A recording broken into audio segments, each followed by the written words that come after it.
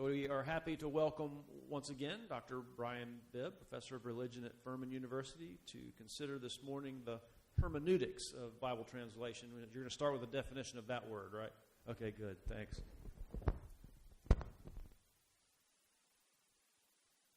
Right. Am I on? Okay. Well, it's so great to be with you this morning. I have enjoyed our sessions very much, and looking forward to this one and the next three after this one. So I printed my remarks, and then I realized I forgot to bump up the font. I don't know if you know this, but as you get older, sometimes it's harder to read those small print. So we'll see. I've got that. I've got the computer. It's all up here. We'll figure it out. So I hope that you enjoyed our first two sessions in which we were looking at the history of the Bible in its origins as a text and in its status as a manuscript, as an object of scholarly study. As I've been going through this myself, it was really helpful to me to pull all this stuff together. And the thing that I kept coming back to is the extent to which, no matter which period you're talking about, the heart issues, the fundamental questions are the same. Whether you're talking about the people who wrote and edited and created the original manuscripts, or the people who copied and preserved and studied and created the critical manuscripts that we use, even modern day scholars who are translating the Bible and putting it into English versions, we observe here the work of people in their own context. We see them trying to understand their tradition. They're trying to come to terms with the things that they know. They're trying to do things to get people to believe a certain thing or to act in a certain way. And they're politically engaged, right? It means that they're doing this work that is not only related to themselves or maybe to the faith or salvation of individual people, but also are somehow connected with the entire community of people, the whole community of Bible readers. So these textual practices that they're doing then, that these individuals are doing, whether it's the ancient period or the medieval or the modern period, these things are contextual and rhetorical and politically engaged. So I think that's very interesting to be able to see this, that there's similar human dynamics across all of these different periods. Now, in today's session, we're going to get into issues of hermeneutics. That word simply means interpretation. And probably we should just use the word interpretation. But hermeneutics is valuable as a term because it is a signal to you that, wait a minute, maybe there's more here than you think. Interpretation seems easy, seems transparent sometimes. And what hermeneutics is about is what makes interpretation possible. What are the conditions that influence or even enable the transference of meaning from one time and place or person to another time and place or person? And the point I want to make is very simple. In this lecture and in the two that are going to follow this one, there's one simple point, and it's this, which is that all translation is interpretation. Think about that. When we interpret the Bible, generally we think about picking up an English text and reading and interpreting it. And it's easy to think that there are two separate processes. There is the translation, which gives us the text, and then there is the interpretation that follows it. And translations are often described as being faithful or equivalent. And we judge those translations based on how well they give us access to an English version of the original as the basis for our interpretation. So 2 steps: translation, which gives us the text that we then interpret. But think about this. At every step of this process, we're thinking about people sitting at desks. In order to translate a text, a translator must read it. They must understand it in the source language. And then based on that understanding, they create a new text in the target language. Now, I've used 2 technical terms there I'm going to come back to: source and target. Source means where you're coming from, and target means the language and the community that you're taking the text into. And so if they have to understand the source to create the target, then we're talking about understanding. And if we start talking about understanding, then we're talking about interpretation. When you pick up a Bible, you aren't just reading and interpreting the Bible, that is, some version. You are reading and interpreting an English text that is already an interpretation of a Greek or Hebrew text. Now, in the first week, we saw that even the concept of original text is itself fluid and dynamic and somewhat problematic, that even those original texts are themselves the site of conflict and change and perspectives and rhetorical arguments and things like this. And so translation, whether you're producing it or you're reading it, is significantly more complicated than people realize. Now, when people like me say complicated, what we mean is interesting. And so that's my goal here in this hour, to get you to understand how very interesting it is. So that's my basic argument for this week and the next couple of weeks, which is that all translation is interpretation. Why would we say that? Why does it matter? What implication does that have for the way we approach the Bible in English? In today's class, this is not a class. There's going to be a quiz at the end. I'm going to address three particular issues. First, we're going to talk about what are the different models for translation. Models for translation. Second, what are the methodological choices that translators must make as they get ready to do those translations?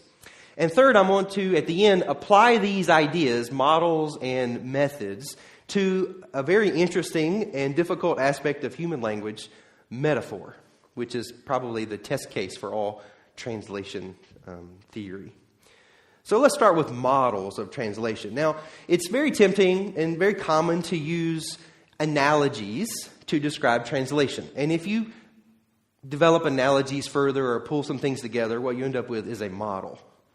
And this model can be used as a descriptive or even as a normative, so that you're saying to people, here's how you should think about this thing you're doing. Here's how you should go about doing the thing that you're trying to do.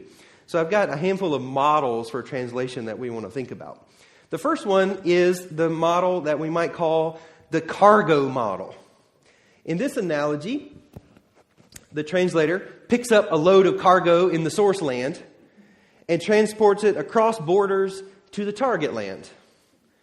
This cargo model then pays attention to the payload, to the transport mechanism, and to the borders that are being crossed. It's a physical metaphor, so it evokes the notion of spatial boundaries that are being crossed, the physically carrying of something tangible from one place to another place. The translator is like a truck driver, or in the case of the Bible, maybe a truck driver with a time machine. He or she brings something from another time and place and drops it in the middle of the room for us. Well, what does this model of cargo imply about translation? Well, what does it imply about the nature of the cargo that is being transported? Well, the text, it would say, is a thing that can survive a journey from one place to another. The text is an object. It's stable. It's durable. It can be carried and placed in our hands or on our desks. It's a thing that can be interpreted, right? It has this same two-step idea. So when the UPS driver brings you a book from Amazon, he just delivers it, right? He didn't write it or edit it or publish it, most likely. He's nothing to say about how or when you read it. If he stopped along the way and cut out a couple of chapters and took some scissors and removed some sentences and words and then gave it to you, you would be pretty angry, right? Well, that's a pretty good description of how the King James Version only people think about modern English Bibles. They pick up their Bible and it's missing verses. Well, where do these verses go, right? So they get very upset when they think about translators using Greek texts that have verses that have been, quote unquote, removed. Well, another aspect of this cargo, as a stable object, as a durable object, it's the same thing before and after. Well, this is where the cargo model really gets into trouble, because if you pick up a Greek New Testament and look at the English translation of Matthew, obviously these are not the same thing, right? They're very different.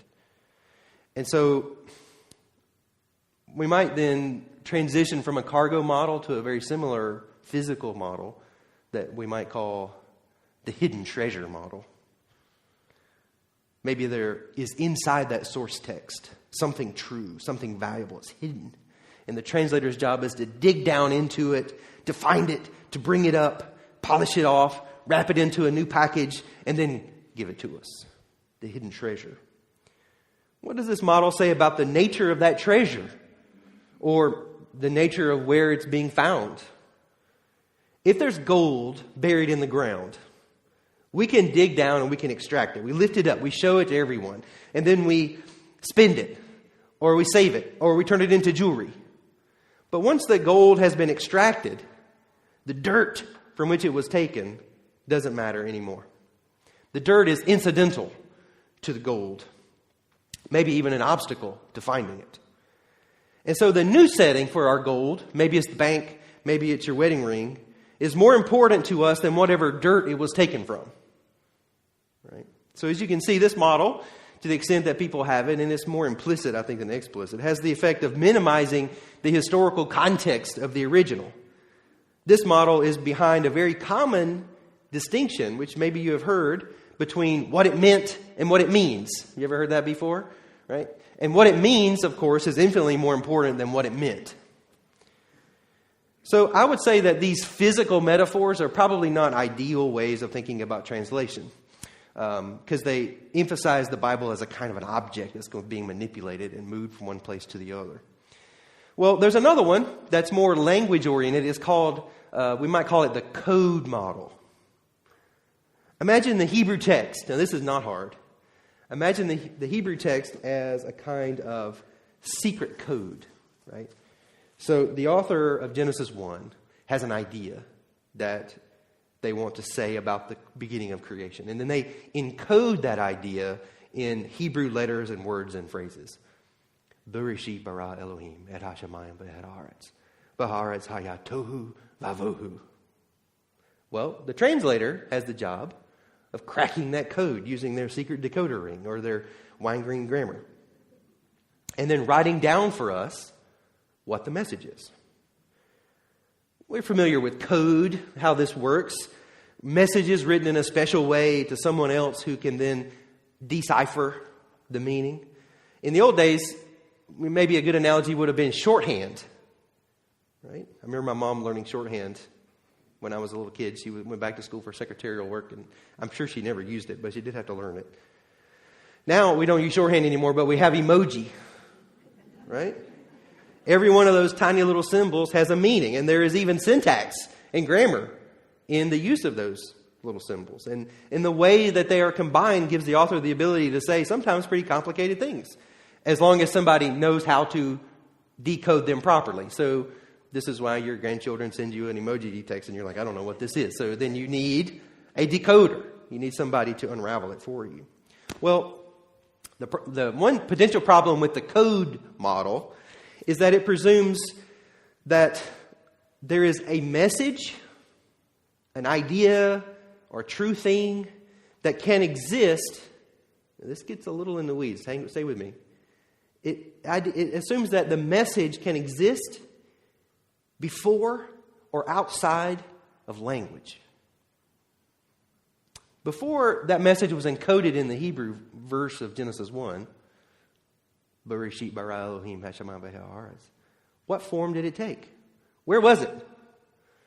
When we decode it into our English words, when I say it means when God began to create the heavens and the earth was welter and waste, something like that. How can we be sure that those words, beginning or began, heavens, earth, welter, waste, are in any way connected or the same as the, quote, original message that was in the mind of the author before those Hebrew phrases were made? All we have are the words, not the mind of the author. And even our mind's thoughts are linguistic at the very root level. Language is the way that we think about the world. And whatever is happening cognitively in your brain, as soon as a thought emerges, that thought is in the form of language. So, if the meaning or message or significance or truth of a text is in the form of language, even from the very beginning, then what that means is that the meaning of a text is inextricably connected to the form that it takes. All right?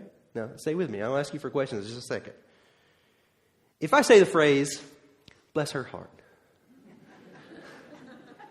there are meanings in that statement that many of you get, that many people who aren't Southerners wouldn't get, right? There is, in the contextual use of language, things that are rooted in the form of that language that communicate the meaning of what I'm trying to say. Right? You can't disconnect the meaning from the form. So the context, the vocabulary, the cultural nuances of expression, all of these things tie together the meaning of a text and the text itself. I've been reading, for example, about the history of color. Did you know that color has a history? There's one argument, for example, that says that ancient people didn't see the color blue. There's no word for blue in ancient Greek. Well, by looking at words used to describe physical objects that we see as blue, linguists can try to figure out how color categories worked for ancient people. Now, this makes translation very difficult because if they describe something that we see as blue as white, as they, for example, describe the sky, then how should we translate that text? Should we say blue? Even though that's not the word they used, that's the way we perceive the color. Should we say white if that's the word they used, even though white doesn't map onto our concept of blue objects? So if the form of the text, the word that is used in its cultural context, is an essential aspect of the meaning of that text, then we're getting close to another model for translation. Now, this one might be surprising or possibly alarming, but stick with me. In generating an English text of the Bible, translators are not simply carrying an object from one place to another. They are not simply decoding a hidden message that exists prior to and outside of language itself.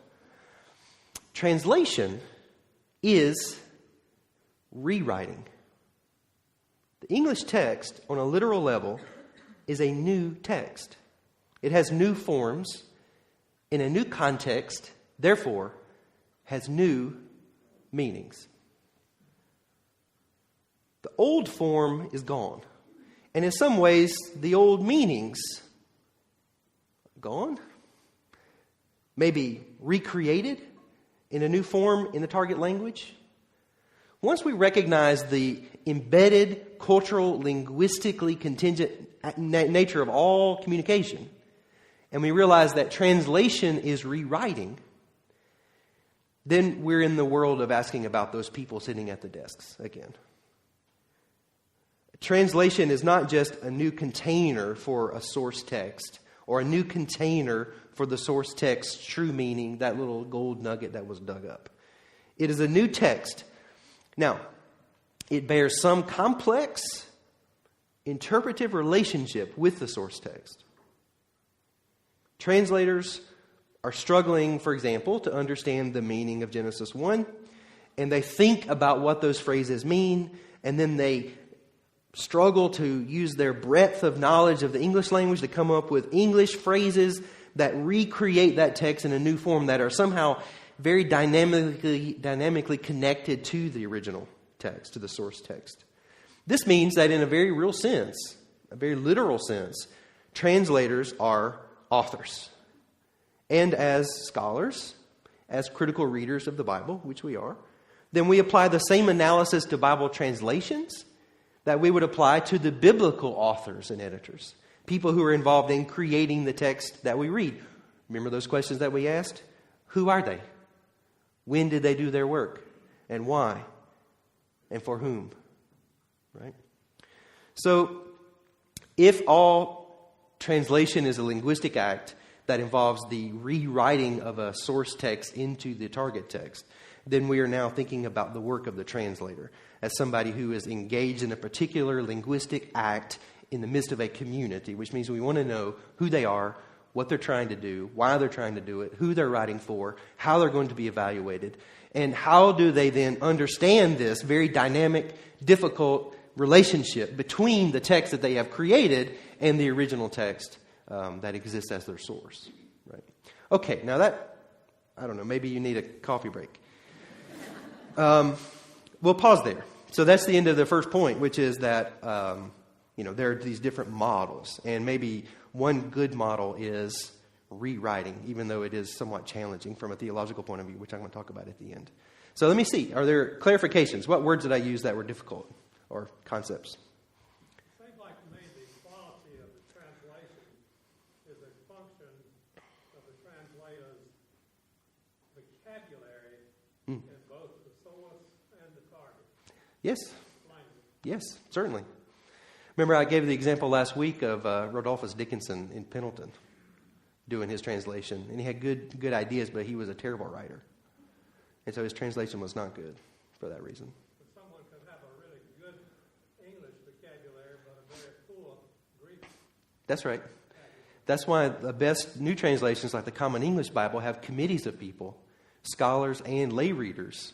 And there are people working on the translation who don't know the source language, but are actually engaged as stylistic editors and trying to find good English. So it's very rare to find all of those capacities in the same person. Yes? I was fascinated when you were talking about all of our thoughts are, when you think about something, that they're linguistic, because I wrestle with, are they linguistic or are they pictorial? Mm-hmm. And the relation of word and image, especially since our religions around the word made flesh in front of us. So I wonder if thought life is actually linguistic or if it's more imagistic, or what the relation of word and images are related to the translation that portrays a picture. That's interesting. Well, it's significant. That's a great question.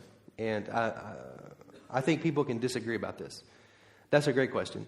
It's notable that the earliest written language are pictures. Right? So I think that there is an argument for cognitive grounding in image. You see this, like the English, our Latin alphabet is descended from the Phoenician alphabet, where like the letter O goes back to the Hebrew word ayin, which means eye. Right? There's all these, so we could do that. But I think that the transition from picture to words that describe that picture or categorize that picture that's very low level. So, good question. Yes. Good.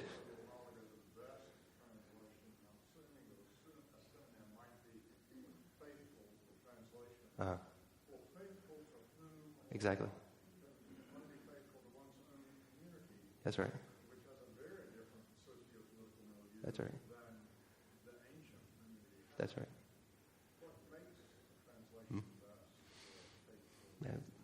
That's exactly what we're talking about. And I have to look, but my intention in using the word best translation in that paragraph was to say, this is how people think, this is how they evaluate translations. Well, a best translation is a faithful translation. But my whole project is trying to make those concepts more problematic. The idea of a faithful translation is rooted in this direct correspondence, which is, in my mind, from a linguistic point of view, not possible. And so then I say, well, if this is not actually happening, why are we so interested in describing it like that? And I think it reflects our anxiety about the nature of this fluid process of translation. So that's right. I don't mean to make any... I'm trying to push in that direction, I guess is what I'm saying. Thanks. Yes? I'm blown away by how important translating the Bible is. Yes, ma'am. Because if we don't, we are frozen in time. Yes, ma'am. And when we translate faithfully, when we figure out what faithfully means, we are seeing God so much bigger and more awesome than if we get locked into one translation, then we are not open to God being transforming. Yes, ma'am. I think that's right. And to understand the limited nature of the work that we do is to recognize that we haven't grasped fully that transcendent reality. And this is something that we are constantly getting glimpses of, maybe, or trying to push toward. So, well, good questions. We'll have more time in a minute. I'm going to move on to this next topic, which is translation theory. So, what are the different methods that translators can use? And it comes down to 4 different choices. And this is the way I've arranged it, that they can make choices between 4 different sets of opposites. Now, it doesn't surprise you to hear probably that my argument is ultimately that these things are not opposite, that they're all part of the same reality. But classically, these are the distinctions that people have made. What are the basic choices that translators must make? Now, these concepts have for many years been the focus of a discipline called translation theory, which is rooted in linguistics and in literature studies. And I've been more and more involved in translation theory as I've gotten into this. It's been very interesting. And these 4 distinctions, are going to guide our thinking over the next couple of weeks. The first distinction goes all the way back to Roman writers like Cicero and St. Jerome. Jerome says that when translating from Greek to Latin, he prefers to render sense for sense as opposed to word for word. Now, he does suggest in that same essay that Scripture might be the subject of its own translation approach, and that maybe because Scripture is sacred, it does need a word-for-word method. Now, Jerome's distinction between sense-based, S-E-N-S-E, sense-based, and word-based translation, this still is one of the basic divisions in translation, Bible translation. In the 17th century, a scholar named John Dryden divided translations into 3 groups along a continuum.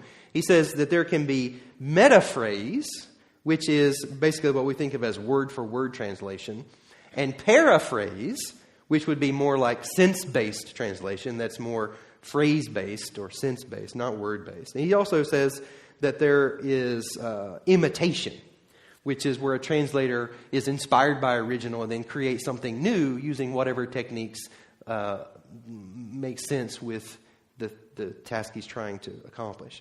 So this idea of metaphrase or word for word and paraphrase or sense for sense translation, this is something that translators in just language studies in general have really focused on, not just in the Bible. The fact is, of course, that a word for word translation is not really possible between Greek and Hebrew and English. The concept of a word in Hebrew does not really carry over well into English. In fact, a single Hebrew word can result in an entire English phrase. And some English words in the translation will not be connected to any particular word in the Hebrew. An example of the first of that is that, well, you have the first word in the Bible, Bereshit. I mean, I could give an entire hour lecture on Bereshit. It's translated in the beginning in the KJV. That's how people usually hear it. It doesn't have the word the in it. It's a preposition in, and then reshit, which means a variety of things, including first or start, beginning. This is why I translated it a minute ago, when God began to create. Now, that gives you a different meaning to that phrase than in the beginning God created the heavens and the earth. But to say word for word doesn't really help you, because the word Bereshit does not have a word for word correspondence in English, even if you break Bereshit into 2 or 3 different smaller words. Another example would be the verb to be. Hebrew doesn't have a verb to be in the sense that is used in nominal construction, usually. So if I want to say, the king is strong, in Hebrew you say king strong. The is a nominal construction that is embedded in that phrase, king strong. And we translated the king is strong. This is why in some copies of the KJV still, and in some modern translations still, sort of, I think, wrong-headedly, italicized words. Have you ever seen a Bible translation that has italicized words? Those are often like verbs to be and some other kinds of little things.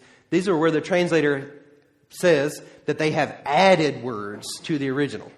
So you end up with the Roman type words of God and the italic type words of man. Right? This is ultimately nonsensical, because it doesn't recognize that there's a dynamic relationship between words and phrases in the source and words and phrases in the target. There is no direct correspondence.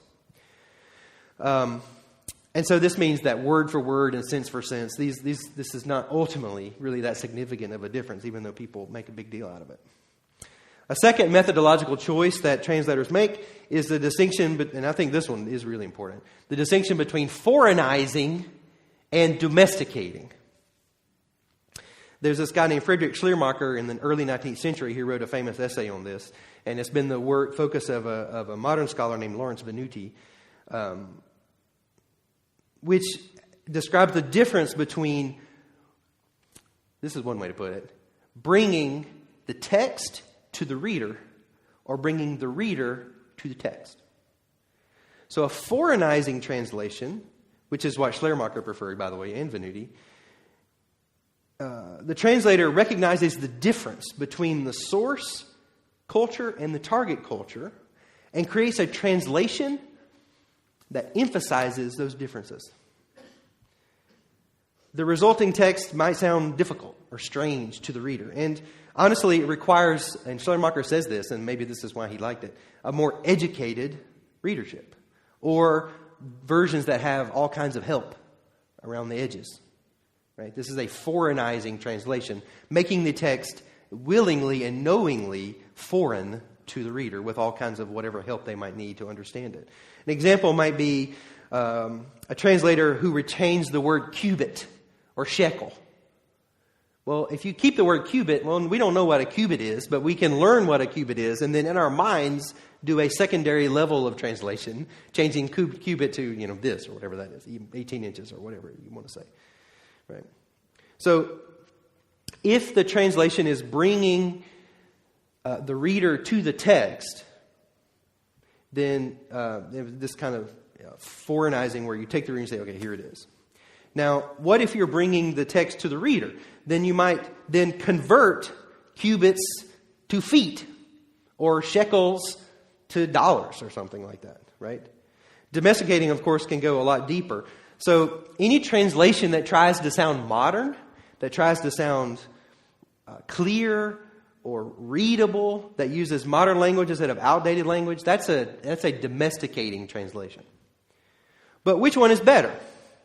I think we know which one of those is easier to read, but are interpretations that you get from an easy-to-read version the same as the ones you would get from working with a difficult foreignizing translation?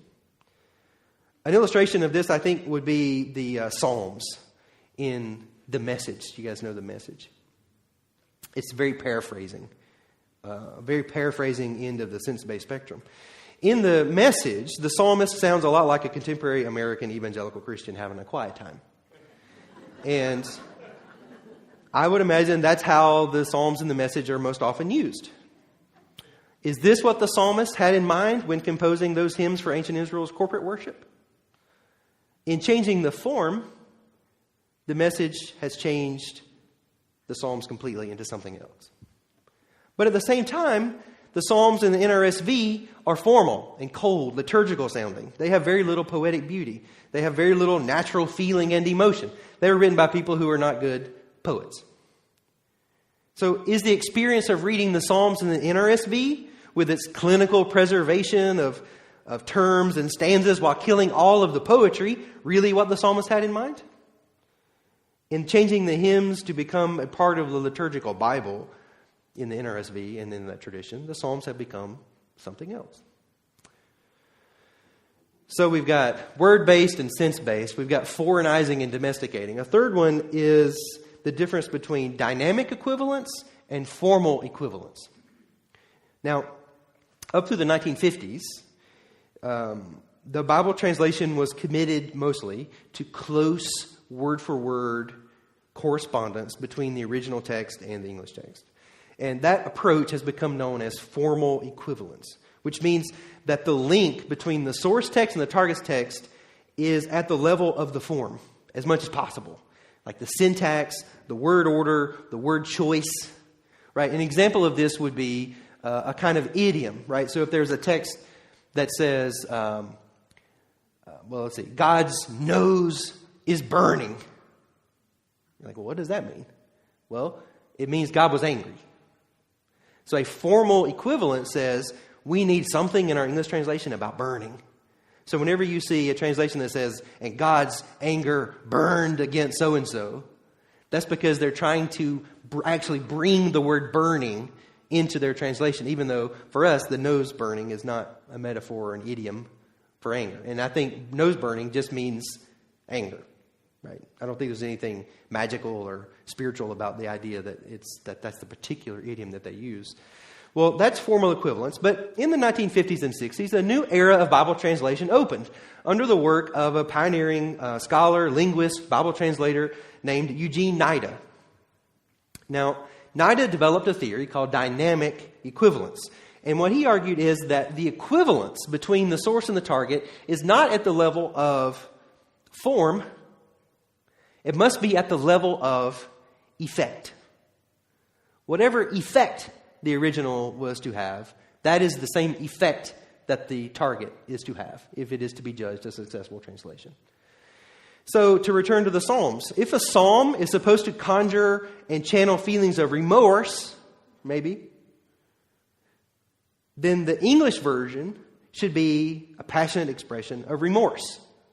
When you're reading it, it should help you feel remorse. In that way, maybe the message would be considered more successful, maybe more faithful, even though it's very paraphrastic.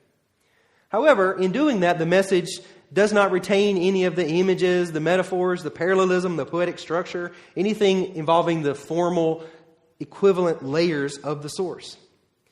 So this distinction between formal and dynamic, this is kind of the main Bible translation rubric. And if you read anything written about translation of the Bible for lay audiences, you're going to come across formal versus dynamic translations. I'm going to argue that they're basically the same. Each approach is still a rewriting of the original. And the notion of equivalence is a kind of rhetorical concept. Both formal and dynamic equivalence translations approaches presume that there is some nugget of the original that is to be preserved and faithfully transferred, even though they disagree about where that nugget is or how it ought to best be transferred. Now, translators working in international contexts have done a better job of recognizing this than we have in America. Many of them, in working with translations for people who do not have any prior knowledge of what the Bible is supposed to sound like, or even what the Bible is supposed to say, have realized that we have to move away from all of these approaches I've said up to now, which are largely meaning-based approaches, and have chosen to follow a pattern which they have called relevance-based translations. Now, I don't have time to go into all of the ins and outs of relevance theory, and I don't think you want me to. But the basic idea is that when we are communicating, it's only possible to the extent that we share a context. Cognitively, we have the ability to connect with each other, right? And there are clues and things that are explicit and things that are implicit in the things that we say that help us understand each other. So I'm trying right now to choose words that I think you know, concepts that I think will be comprehensible to you, so that you don't need to use a tremendous amount of effort to understand. Now, no matter what I do, this is a difficult topic. It's going to be harder than if I were telling you a story about fishing in Lake Hartwell. The risk that we always run is that someone will not be able to understand my words no matter what I say. And at that point, the lecture will have reached the state of irrelevance. Now, I don't want that to happen. Ultimately, it's not up to me. Right? It's up to you, each of you. It's performing this complex process in your mind right now. You are understanding what you hear and putting those understandings and meanings together in the way that you are doing it. It's outside of my control. Relevance theorists have defined translation as the interpretive use of language across language barriers. So for our purpose, what this means is that meaning, and this is, again, complicated but very important, meaning is not a property of the text that is shuttled back and forth from source and target. Understanding arises in the reading of a translated text And that understanding is made possible by the interpretive work of the translator who makes the original text comprehensible to the target audience. Some texts, there can be a more direct or challenging translation. This would be like the foreignizing. Like, look, you guys are well educated. You know what the Bible says already. I can do it in a way that's pretty more difficult. But sometimes you need to take a reader more indirectly, a more roundabout way to a similar nearby place, even maybe a different place. Now, is one of these better than the other? No. We might be biased toward a direct translation. But if the audience can't comprehend it, then it is a failed translation. It has no relevance to the audience. So in addition to placing emphasis on the interpretive work of the translator, relevance theory reminds us that the allegiance of the translator is to the target readers. If I create a translated text for you, but you can't understand it, then I have not done an act of translation. So translators then are in this continuum of making choices between how do I take this original and present it to readers in a way that they can understand. And every one of those translation contexts requires something different. But they all share one basic truth, which is that they are engaged in the process of transferal, but also rewriting, recontextualizing, recreating the source into a target text that has some dynamic connection with that source. Now, we're almost out of time, but I want to say something about theology, specifically about metaphor and theology. Now, you say to me, Dr. Bibb, metaphor, that's not theology. Well, are you sure? Consider this statement, and you can ponder this over your Sunday chicken. All language about God is metaphorical. Consider God is Father. That's a metaphor. God saves. That's a metaphor rooted in our understanding of peril and salvation. God is. That's a metaphor based on our understanding that I am, that you are, but you are different from me. Right? We are beings. Right? We take that thing that we experience in human life and apply it to God. A metaphor is a linguistic and cognitive high wire act. It generates understanding by connecting features of a known concept with something unknown, right? So we map notions of Father onto God. And this means that not everything that's true of fathers is true of God, but some of them are. And Father doesn't completely encapsulate everything that's true about God. But if all language is rooted also in linguistic context, this means that the way we map Father and God is going to be rooted in our own context. So when Jesus calls God Father, he necessarily will have a different meaning, a different kind of contextual mapping than we do. The translator then is engaged in trying to figure this out and sort of draw those links even closer. So Bible translation then participates in all of these linguistic things. I'm going to make 3 claims here at the very end. Translation as a language activity is always contingent. This means that it's always rooted in its time and place. We've talked about this. Second, it's always indeterminate. It's always unfinished. The target words are not the same as the source words. There's all kinds of ambiguity and fluidity and difference. And, this is an ongoing process, right? This was your point. Which brings us to theology. Third, and this is also your point, thank you. As an act of language, translation is literally a miracle. It is the essential human link across time and space and culture. Despite all of the words and the ideas and the histories that divide us, translation is an act of boundary crossing. It is God's gift to the human community. At a fundamental level, translation is an act of hospitality.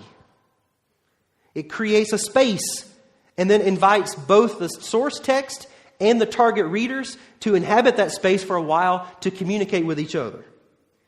If the success of translation depends on relevance, then the translator is the matchmaker, the ambassador, the peace envoy, the mediator, the negotiator, the agent. I don't know. There's lots of metaphors we could use. But they all reflect this one truth. God gave us minds that think, that use language. The way we think is through language. And language is a universal human activity that binds all of us together across time and space. Translation is what links us together. In a world of division and misunderstanding and fear, translation is literally a miracle. Thank you. Okay. So we have a couple of minutes if there are questions about the dynamic and formal or about metaphor. That went over a little longer than I was expecting, but it's okay. And I can stay after if you have questions. Yes? Are you familiar with two books, In the Beginning and God's Secretaries, about the translation of the translation of the King James Bible? No, I haven't seen that one. I'll check it out.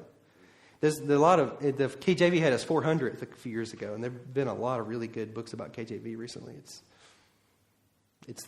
Yes. I watched my sister translate from France into French, and she'd had a year in French. Yes. My father's obituary from the French newspaper to the English for us. Yes. And the translation was a transliteration, but she could do it partly because she knew what it was going to say about my father. Mm-hmm.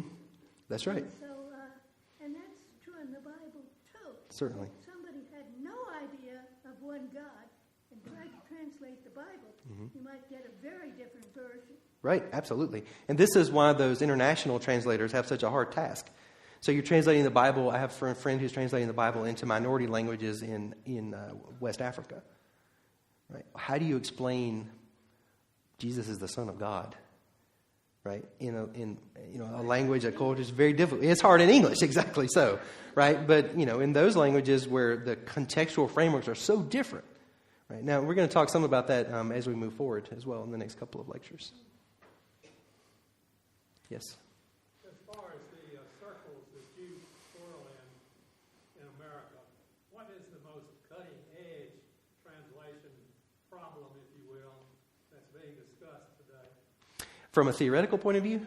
Or from, what issues? Well, I mean, I think coming to terms with the rewriting, I think this is right where people are.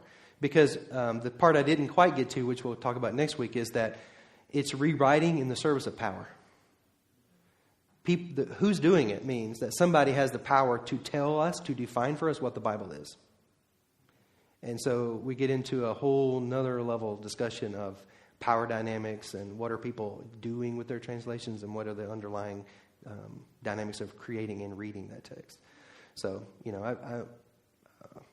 I feel like we're right. I'm giving you stuff that's right on the edge. I feel like it. So, thank you. We have time for a couple more. Oh, good. Tell the elders that we do have a meeting this morning. Okay. So if you're an elder, I'll see you. Yes. So a lot depends on what your target audience is, or what your translation is. Do you foresee anything being targeted at the millennials? Are we going to see Psalms translated into hip hop or rap? Targeting them. Yes. And in lecture 5 is New Directions or New Horizons, and we're going to talk about that because what's happening is breakdown in normative Christian culture. And so we're at a position now where the Bible can become a lot of things. If you're interested in seeing some of these horizons in the meantime, check out bricktestament.com. Do you guys never seen the Brick Testament? It's the Lego Bible. And it's the Bible in Legos. The photography is amazing. The Lego building is amazing. But every story is rated for nudity, language, sexuality, and violence. And so if there's a story involving, say, a sexual activity, the person who did this has got these little Legos engaged in sexual activity.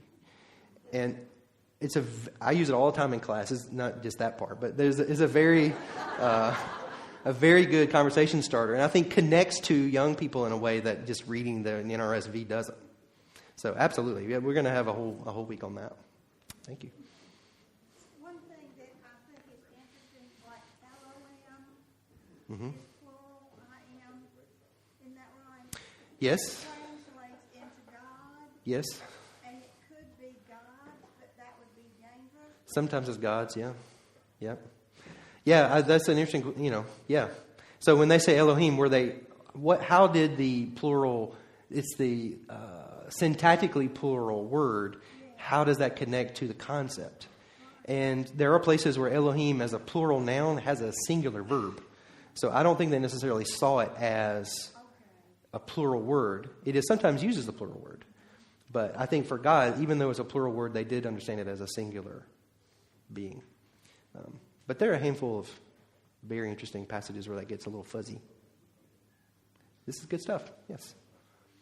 I'm wondering, do these interpreters of the original that are really at the cutting edge, do they go to school and learn exactly how to do this and how to present themselves? Mm-hmm. Okay, where would they start learning stuff like this?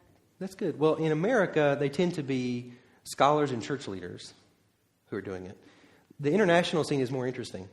If you want to, maybe you guys know people who are translators for Wycliffe or, whatever. Well, they go through a training program, SIL in Dallas. These are places that do linguistic training for translators. And so they learn all the basic underlying principles, and then they go to a culture where they don't know the language to which they will be translating. But what they do is they recruit a team of local speakers of that language, and then they are a coordinator where they say, okay, here are all the principles we're going to use. We're going to identify source text, and we're going to work with people who know the target language to create a target language version. But the coordinator of that project, the American who went, might not even know the language that they're translating into. And the people who are creating the language don't even know Greek or Hebrew. Right? So no one person knows everything.